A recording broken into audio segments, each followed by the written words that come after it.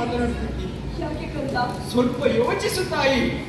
ಅಮ್ಮ, ನಾನು ಹೊರಟದ್ದು ಲೌಕಿಕವಾದ ಜಯವನ್ನು ಪಡೆಯಲಲ್ಲ ತಾಯಿ, ಅಲೌಕಿಕವಾದ ಪದವಿಯನ್ನು ಪಡೆಯಲು. ಅಮ್ಮ, ನನ್ನ ತಂದೆಯವರು ನಮ್ಮ ಇರುವರನ್ನು ಬಿಟ್ಟು ರಾಮ ಸೇವೆಗೆ ತೆರಳಿದವರು. ಹೌದು ಕಂದ. ನಮ್ಮನ್ನು ಕರೆದುಕೊಂಡು ಹೋಗಿಲ್ಲ. ಹಾಗೆಂದು ರಾಮನ ಪಕ್ಷಪಾತಿಯ ಮಗನೆಂಬ ಕಾರಣಕ್ಕೆ ದೊಡ್ಡಪ್ಪನೆಯನ್ನು ತಾತ್ಸಾರ ತೋರಿಸಲಿಲ್ಲ.